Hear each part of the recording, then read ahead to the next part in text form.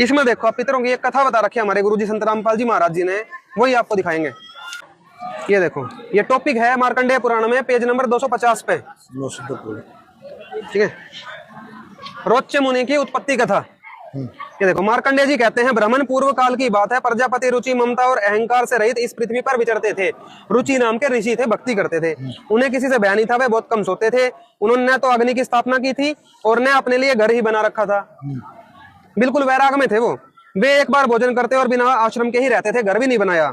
उन्हें सब प्रकार की आसक्तियों से रहित एवं मुनि वृत्ति से रहते देख उनके पितरों ने उनसे कहा, ये देखो फोटो, ये इनके 4 पीढ़ी के दादे परदादे सारे पितर बन गए, प्रेत योनि में चले गए, ये देख लो। और ये रुचि ऋषि खड़े, देखो क्या हुआ फिर बातें क्या हुई, ये पितर प्रकट हुए। पितर बोले, बेटा विवाह स्वर्ग और अपवर्ग का हेतु होने के कारण एक पुण्य में कार्य है, उसे तुमने क्यों नहीं किया? भाई तुमने ब्याह क्यों नहीं करवाया अब तक? गृहस्थ पुरुष समस्त देवताओं पितरों ऋषियों और अतिथियों की पूजा करके पुण्य में लोगों को प्राप्त करता है। अरे गृहस्थी में जा और ये सब पूजाएं कर, पितर पूजा वगैरह।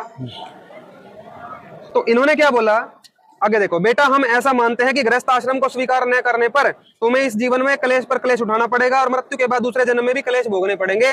और ये पितरों के लेवल का ज्ञान है, वो भी समझ लेना, जो जिनकी ऑलरेडी मनुष्य जीवन नष्ट हो चुका है, पितरों की तो दुर्गति हो रखी थी, वो बता रहे हैं इस बात को। देखो आगे, अब रुचि ने कहा, हे पितरगण, परिग्रह मात्र ही अत्यंत दुख एवं पाप का कारण होता है। जो आप मुझे विधि बता रहे हो, ये तो दुख बनेगा और मेरे जीवन में, भाई मैं तो भक्ति कर रहा हूँ, आप मुझे विवाह में डालना चाहते हो, उससे मनुष्य की अधोगति होती है। यही सोचकर मैंने पहले स्त्री और संग्रह नहीं किया, ना तो कोई शादी करी, ना कोई पदार्थ इकट्ठे करे, घर भी नहीं बना रखा था।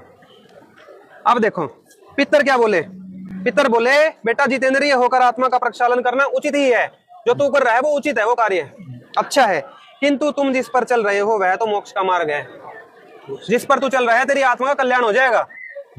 इनके पितर खुद भी स्वीकार कर रहे हैं, क्यों? ये ऋषि थे इनके पितर भी, ये भी शास्त्र पढ़ते थे, इनको पता है कि मोक्ष के मार्ग में चलना अच्छी बात है, पर खुद की दुर्गति हो चुकी, तो अपने पुत्र को भी यही कह रहे हैं, तू भी ऐसे ही करवा। ऋषि ने पूछा रुचि जी ने, पितामहो, क्यों इनके तो पिता में थे सारे ही, 4 पीढ़ी के थे। वेद में कर्म मार्ग को अविद्या कहा गया है, मूर्खों का काम कहा है, मूर्खों का काम है ये अविद्या, ये कर्म गलत साधना। फिर क्यों आप लोग मुझे उसी मार्ग में लगाते हैं?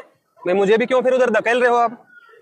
पितर बोले, यह सत्य है कि कर्म को, जो हम कर्म कांड बता रहे हैं तेरे को पितर पूजने वाला, इसको अविद्या ही कहा गया है, इसमें तनिक भी मिथ्या नहीं।